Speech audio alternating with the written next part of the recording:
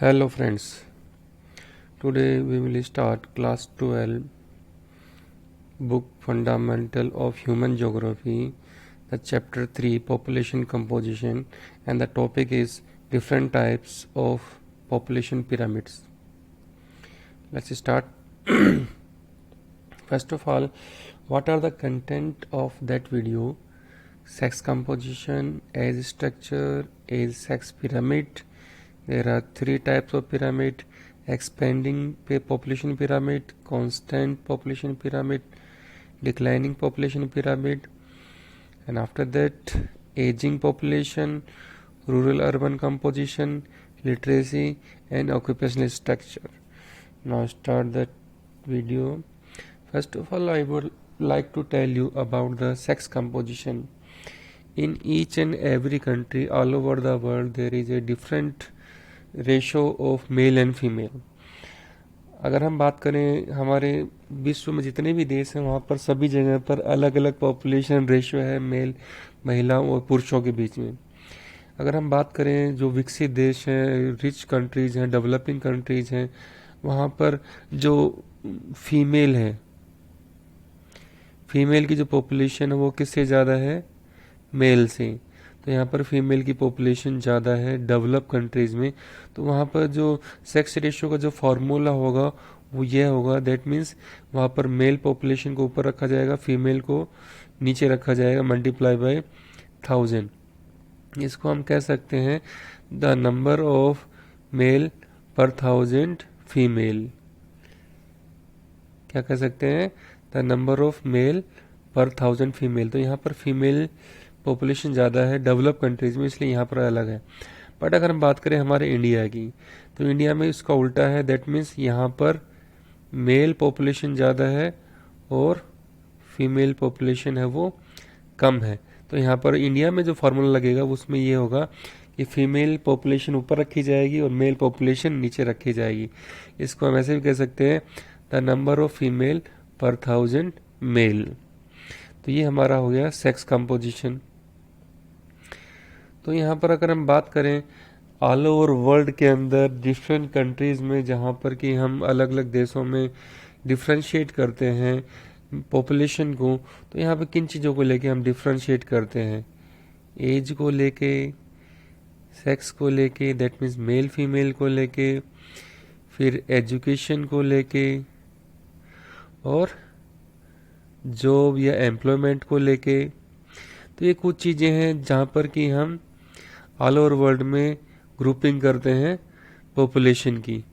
तो यहाँ पर मैं टॉपिक बता रहा था आपका अनफेवरेबल सेक्स रेशो. स्पेशली जो डेवलपिंग कंट्रीज़ हैं, जैसे लाइक आपका चाइना है, इंडिया है, पाकिस्तान है, बांग्लादेश है, अफगानिस्तान, यहाँ पर अनफेवरेबल. दैट मीन्स कि यहाँ पर सेक्स रेशो बहुत कम है. दैट मीन्स फीमेल की जो पॉपुलेशन है वो बहुत कम है compare to male. That means यहाँ पर पुरुषों की पॉपुलेशन है, जनसंख्या ज़्यादा है कंपेयर टू फीमेल. तो उसके पीछे रीजन क्या है? फीमेल फोर्टिसाइड. इसका मतलब ये होता है कन्या भ्रूण हत्या. फीमेल इन्फेंटिसाइड, दैट मीन्स बालिका हत्या जिसे हम कह सकते हैं after birth of girl baby child. फिर हम बात करते हैं थर्ड जो है डोमेस्टिक वायलेंस, घरेलू हिंसा जिसे कह सकते हैं कि फीमेल को काफ़ी वायलेशन फेस करना पड़ता है फैमिली में, सोसाइटी के अंदर. फिर हम बात करते हैं यहाँ पर माइग्रेशन. तो माइग्रेशन की बात करेंगे तो यहाँ पर जो स्पेशली डेवलपिंग कंट्रीज हैं वहाँ पर माइग्रेशन किसका होता है? मेल का. किस लिए होता है? जॉब के लिए, नौकरी के लिए. या फिर हम कह सकते हैं कि यहाँ पर हमारी सोसाइटी में सेफ्टी सिक्योरिटी के हिसाब से भी यहाँ पर, या कमाने के हिसाब से यहाँ पर मेल का माइग्रेशन होता है, फीमेल का नहीं होता. फीमेल है वो अपने घर में रहेगी, जबकि मेल है वो बाहर जाएगा. तो यहाँ पर कुछ ये डिस्क्रिमिनेशन है. और यहाँ पर अगर हम बात करें तो यहाँ पर जहाँ से मेल जा रहा है तो वहाँ पर फीमेल की पॉपुलेशन क्या हो जाएगी? ज़्यादा हो जाएगी. यानी किसी एरिया में तो यहाँ पर फीमेल ज़्यादा होने का मतलब ये नहीं है कि वहाँ पर सेक्स रेशो ज़्यादा है. उसका मतलब ये होता है कि वहाँ के जितने भी मेल हैं वो अलग अलग कंट्रीज में, अलग अलग स्टेट्स में काम करने के लिए, मजदूरी के लिए चले गए हैं।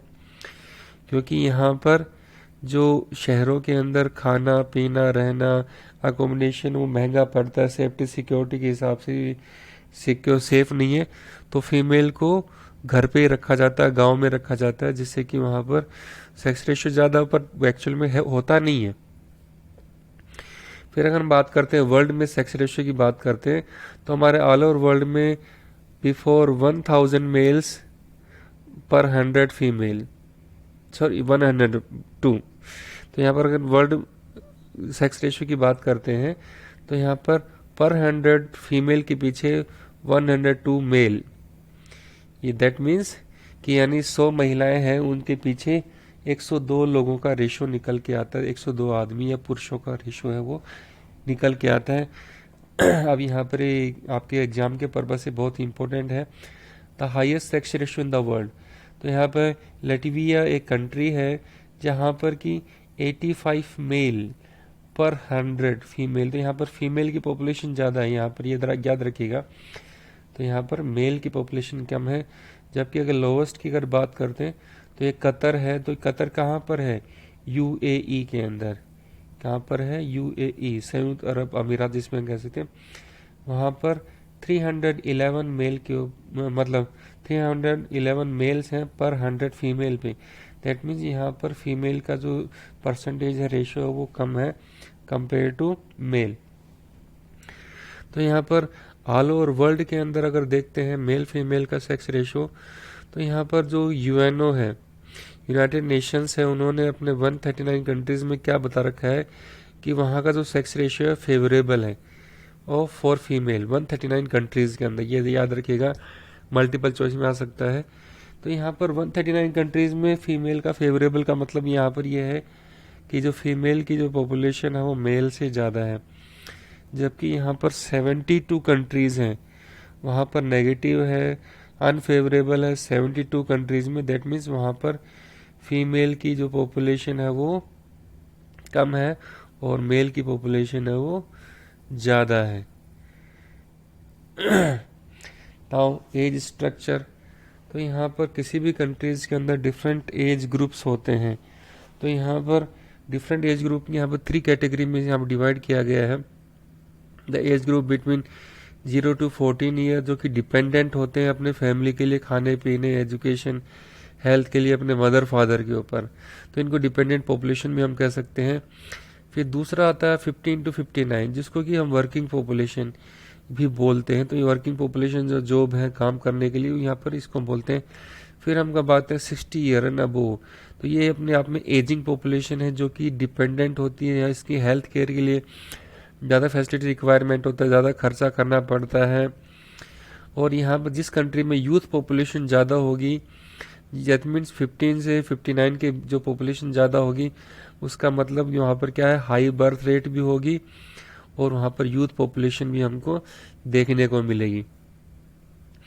Now sex age sex pyramid, तो यहाँ पर 2 चीज़ों को इसमें पिरामिड जैसे ट्रायंगल शेप में होता है, तो यहाँ पर 2 चीज़ों को लेके इसमें बनाया गया है। एक तो एज ग्रुप को लेके, दूसरा है सेक्स यानी मेल फीमेल यानी पुरुष और महिलाओं का जो रेशो होता है, तो उसको स्ट्रक्चर को लेके यहाँ बनाया गया है क्या, पिरामिड। तो यहाँ पर हम बात करेंगे a population pyramid is used to show the age sex structure of population. तो ये याद रखिएगा, तो एज सेक्स स्ट्रक्चर को शो करता है क्या, आपका एज सेक्स पिरामिड।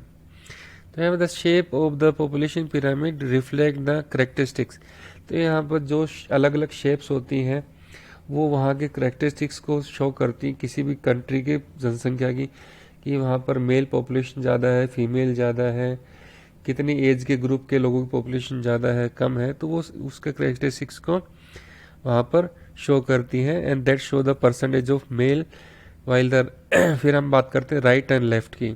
जो आपका पिरामिड होगा, तो यहाँ पर याद रखिएगा, लेफ्ट साइड में तो क्या होता है, मेल, और राइट साइड में क्या दिखाया जाता है, वुमेन इन एज ग्रुप। तो यहाँ पर जो एज सेक्स पिरामिड है 3 तरह के होते हैं। Expanding population pyramid, constant population pyramid and declining population pyramid. First of all हम डिस्कस करेंगे एक्सपेंडिंग पॉपुलेशन पिरामिड। तो यहाँ पर एक्सपेंडिंग पॉपुलेशन पिरामिड, यहाँ पर एग्जांपल ये गया है नाइजीरिया गया। तो यहाँ पे इसकी जो शेप होती है एक्सपेंडिंग की, वो याद रखिएगा ट्रायंगुलर शेप होती है। किस तरह की होती है? ट्रायंगुलर शेप होती है, क्योंकि इसका जो बेस होता है वो वाइड होता है। इसका जो बेस होता है वो वाइड होता है, नहीं चौड़ाई होती है, और ऊपर से ये कॉनिकल शेप में घटता हुआ ट्रायंगुलर शेप में ये नजर आता है। अब इसका मतलब क्या होता है? Larger population in lower age, यानी यहाँ पर जो बर्थ रेट है काफ़ी ज़्यादा है। इस तरह की कंट्रीज में बर्थ रेट ज़्यादा होती है and death rate also very high. तो यहाँ पर डेथ रेट और बर्थ रेट है दोनों ही हाई होती हैं। तो यहाँ पर, और उसी के कंपैरिजन में हम देख सकते हैं बांग्लादेश और मेक्सिको का भी पिरामिड है, इसी तरह का कुछ बनेगा। तो यहाँ पर इस तरह का ये ट्रायंगल शेप भी हम देख सकते हैं। यहाँ पर ये नाइजीरिया का, यहाँ पर हम देख सकते हैं 0 to 4 ईयर का जो एज है, यानी इधर आपका मेल है, इधर फीमेल है। तो ये आपका लेफ्ट साइड है, ये राइट साइड है। तो यहाँ पर आप देख सकते हो यहाँ पर हाई बर्थ रेट है। जैसे जैसे हम ऊपर जाएंगे वैसे वैसे डेथ रेट भी ज़्यादा है, तो ये ट्रायंगल शेप में हो जाएगा। तो यहाँ भी याद रखिएगा, यहाँ पर बर्थ रेट भी ज़्यादा है और डेथ रेट भी दोनों ही ज़्यादा है। फिर हम दूसरा बात करते हैं कांस्टेंट पॉपुलेशन। कांस्टेंट पॉपुलेशन की जो शेप होती है स्पेशली बेल शेप, घंटी जैसी शेप होती है। अब यहाँ पर कि जो उसका टॉप होता है और नीचे का बॉटम हो, उस बीच में कहीं पर उसकी सिमिलरिटी देखने को मिलती है। तो यहाँ पर क्या होता है? Birth and death rate are almost equal. तो यहाँ पर याद रखने वाली चीज़ है कि यहाँ पर बर्थ रेट है, डेथ रेट है, दोनों ही इक्वल है। जो कि पॉपुलेशन है वो एक कांस्टेंट है, यानी ज़्यादा हो रही है ना कम हो रही है। So that's why it recognize constant population pyramid. इसकी आप शेप देख लीजिएगा, यहाँ पर डेथ रेट है, बर्थ रेट है, दोनों ही लगभग बराबर है, इसलिए पॉपुलेशन ना ज़्यादा बढ़ रही है ना कम हो रही है। और ये है आपका ऑस्ट्रेलिया का। फिर हम बात करते हैं डिक्लाइनिंग पॉपुलेशन। तो यहाँ पर हम बात करते हैं Japan.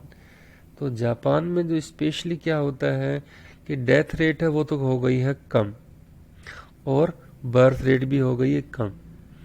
So in that case declining population, death rate and birth rate दोनों ही क्या क्या क्या है? कम है। The population grow in develop countries usually 0 और नेगेटिव।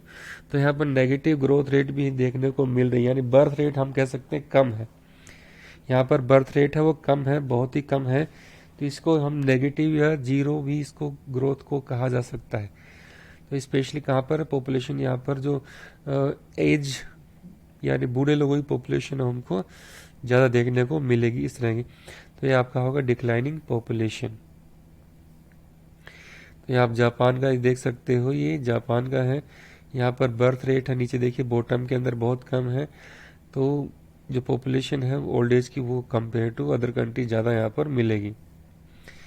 फिर हम बात करते हैं एजिंग पॉपुलेशन, यानी किसी भी कंट्रीज में, डेवलप कंट्रीज में पॉपुलेशन यानी बर्थ रेट कम है, प्लस वहाँ पर बूढ़े लोगों की पॉपुलेशन दिन प्रतिदिन बढ़ रही है due to the different reason. अब रीजंस क्या होता है? Due to medical facilities, due to medical facility. क्योंकि हमारे 20th सेंचुरी में क्या हो गया है कि जो कि पॉपुलेशन है वो इंक्रीज हो रही है, लाइफ एक्सपेक्टेंसी यानी जीवन प्रतिदिन एवरेज लाइफ है वो इंक्रीज हो रही है, प्लस बर्थ रेट वहाँ पर कम हो रही है, और वहाँ पर जो मेडिकल फैसिलिटीज़ है वो इंक्रीज हो रही है, डेथ रेट है वो कम हो गई है, खाने पीने की सुविधाएं अच्छी हो गई है, लिविंग स्टैंडर्ड अच्छा हो गया है। तो इसलिए वहाँ पर पॉपुलेशन वो ज़्यादा हो गई है बूढ़े लोगों की, और बर्थ रेट है वो कम हो रहे हैं। तो that's why that type thing ageing population. फिर हम बात करेंगे रूरल एंड अर्बन कंपोजिशन, यानी किसी भी कंट्री में रूरल पॉपुलेशन कौन सी होगी और अर्बन पॉपुलेशन कौन सी होगी, वो किस बेस पे हम डिसाइड करते हैं? There are different things.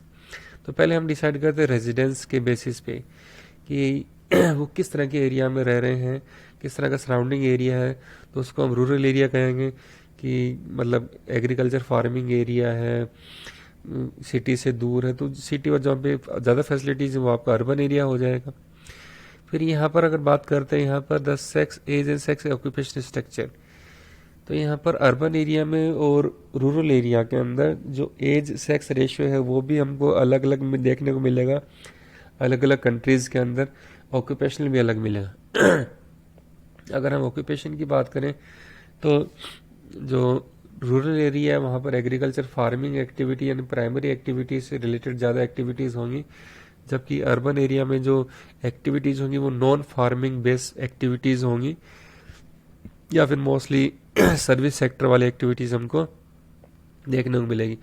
फिर हम बात करते हैं डेंसिटी, तो यहाँ पर रूरल एरिया में डेंसिटी है, डेंसिटी का मतलब होता है नंबर ऑफ पीपल ऑन पर स्क्वायर किलोमीटर एरिया। डेंसिटी का मतलब होता है नंबर ऑफ पीपल पर स्क्वायर किलोमीटर एरिया। तो यहाँ पर स्क्वायर किलोमीटर एरिया यानी गांव है रूरल एरिया में, वो वहाँ पर तो क्या मिलेगा, लो मिलेगा, जबकि अर्बन एरिया में हमको क्या मिलेगा, हाई डेंसिटी हमको देखने को मिलेगी। फिर हम बात करते हैं लेवल ऑफ डेवलपमेंट, तो यहाँ पर ऑल ओवर वर्ल्ड के अंदर डिफरेंट लेवल ऑफ डेवलपमेंट देखने को मिलते हैं, जैसे like developing country, European countries या अमेरिकन कंट्रीज हैं, वहाँ पर अलग अलग डेवलपमेंट है देखने को मिलेगा। पर स्पेशली अगर फोकस करें क्राइटेरिया क्या कि रूरल एरिया क्या है और अर्बन एरिया क्या है, तो अलग अलग कंट्रीज में अलग है। पर यहाँ पर रूरल एरिया की बात करें तो रूरल एरिया किसे कहते हैं, where people are engage in primary activities, तो उस तरह का जो एरिया होगा वो रूरल एरिया होगा। जबकि अर्बन एरिया जिसे कहेंगे where are the those people majority of working population engage in non primary activity, जहाँ पर खेती वगैरह के अलावा दूसरे काम किए जाते हैं नॉन फार्मिंग, तो वो आपका अर्बन एरिया हो गया। नाउ लिटरेसी, तो यहाँ लिटरेसी की बात करते हैं तो पहले हम समझेंगे लिटरेट किसे कहते हैं। तो लिटरेट के अंदर हम बात करेंगे 7 year and above, 7 year and above in age category यानी मेल एंड फीमेल, ट्रांसजेंडर 7 साल से ज़्यादा का कोई भी लड़का लड़की है वो पढ़ सकता है, लिख सकता है, समझ सकता है, उसके अंदर अंडरस्टैंडिंग है in any language. So in that situation that person that boy and girl recognize literate. और यहाँ पर लिटरेसी रेट की अगर बात करते हैं तो लिटरेसी रेट में हम बात करेंगे पर 100 पर्सन, यानी 100 लोगों के अंदर कितने लोग पढ़े लिखे हैं, यानी 7 साल से ऊपर के जो एज ग्रुप हैं 100 लोग हैं, उनमें से 100 में से सपोज कीजिए 80% जो लोग हैं वो किसी भी लैंग्वेज में पढ़ सकते हैं, लिख सकते हैं, उसको समझ सकते हैं, तो वो वहाँ लिटरेसी रेट क्या हो जाएगी 80। तो इस तरह से हम कहेंगे लिटरेसी रेट। तो लिटरेसी रेट जिस कंट्री में ज़्यादा होगा वो एक अच्छा इंडिकेटर होगा। इंडिकेटर किसका, सोशो इकोनॉमिक डेवलपमेंट, वहाँ पर अच्छा लिविंग स्टैंडर्ड होगा, फीमेल का लिविंग स्टैंडर्ड सोशल स्टेटस अच्छा होगा, और एजुकेशनल फैसिलिटीज़ हैं वहाँ पर किस तरह की गवर्नमेंट की होगी, वो सारी चीज़ें इंडिकेट करती हैं वहाँ के लिटरेसी रेट के लिए। अब level of economic development is both a cause and consequence of literacy, यानी किसी भी देश का विकसित होना, विकास करना उसकी साक्षरता दर पर निर्भर करता है। अगर हम इंडिया का एग्जांपल है केरल, तो केरल में लिटरेसी रेट काफ़ी ज़्यादा है, तो वहाँ पे जो ग्रोथ है, डेवलपमेंट है, वो भी काफ़ी ज़्यादा हमको देखने को मिलता है, और फीमेल की जो फ्रीडम है या सेक्स रेशियो वो भी हमें ज़्यादा देखने को मिलता है। The proportion of working population, तो यहाँ पर हम बात करते हैं वर्किंग पॉपुलेशन, जो कि मैंने पहले बताया था 15 से 59 जो है एज ग्रुप है वो क्या होता है आपका वर्किंग पॉपुलेशन। 15 टू 59 जो एज ग्रुप है वो क्या होता है आपका वर्किंग पॉपुलेशन। तो यहाँ पर वर्किंग पॉपुलेशन है, but in all over the world there are 3 type activity, मैंने पहले ही बताया था। तो यहाँ पे प्राइमरी, सेकेंडरी, टर्सरी एक्टिविटीज़ हैं, डिफरेंट एक्टिविटीज़ में काम करते हैं। जहाँ पर ज़्यादा लोग हैं सेकेंडरी और टर्सरी एक्टिविटी सर्विस सेक्टर में ज़्यादा काम करेंगे तो ज़्यादा डेवलपमेंट देखा जाएगा। फिर यहाँ पर एक चीज़ और है क्वाटनरी सेक्टर, तो यहाँ पर क्वाटनरी सेक्टर है जहाँ पर कि स्पेशली जो रिसर्च है, साइंस, पहले तो जो प्राइमरी, सेकेंडरी, टर्सरी सेक्टर की एक्टिविटी हुआ करती थी, बट यहाँ पर क्वाटनरी सेक्टर एक्टिविटीज यानी 4th टाइप की एक्टिविटीज़ भी शुरू की गई है, अब इंक्लूड किया गया है एक्टिविटीज़ के अंदर, इसमें कि किसी चीज़ के बारे में रिसर्च है, जैसे लाइक स्पेस है, नासा है, हमारे इंडिया के स्पेस सेंटर वगैरह है, किसी मेडिसिन साइंस के बारे में रिसर्च करना, modern science and technology, information technology. तो उस तरह की जो एक्टिविटीज़ हैं, रिसर्च है, वो कार्टनरी एक्टिविटीज़ में उसको लिया जाता है। फिर हम बात करते हैं ऑक्यूपेशनल स्ट्रक्चर। तो यहाँ पर मैंने पहले बताया था कि वर्किंग पॉपुलेशन है 15 to 59 है, और प्राइमरी एक्टिविटी जिसमें कि farming, agriculture, forestry, fishing, mining है, ये प्राइमरी एक्टिविटीज़ हैं। जबकि सेकेंडरी एक्टिविटीज़ की बात करें, इसमें मैन्युफैक्चरिंग, मैन्युफैक्चरिंग यानी किसी भी चीज़ का निर्माण, किसी भी फैक्ट्री के अंदर कोई भी चीज़ है, गुड्स एंड आइटम है, क्लॉथ है, ड्रेस है, pen, pencil, books, machinery, mobile, कुछ भी चीज़ बन रही है तो वो सब चीज़ें हैं सेकेंडरी एक्टिविटीज़ में इंक्लूड की जाएगी मैन्युफैक्चरिंग एक्टिविटीज़ के अंदर। फिर हम बात करें टर्सरी एक्टिविटीज़ में कि trade, transport, communication and other service, जैसे लगे बैंकिंग है, मेडिकल है, एजुकेशन है, जहाँ पर प्रोडक्शन नहीं हो रहा है but tertiary activity support for primary activity and secondary activity. फिर मैंने बताया था आपका पहले क्वार्टनरी एक्टिविटी, जिसमें कि स्पेशली रिसर्च है, किसी चीज़ के बारे में इंफॉर्मेशन टेक्नोलॉजी है, कुछ डेवलपिंग आइडियाज़ हैं, तो ये चीज़ें उसमें रखी जाती हैं जो क्वार्टनरी एक्टिविटीज़ हैं। तो आज के लिए इतना ही, आपका चैप्टर कंप्लीट हो गया है। Thank you.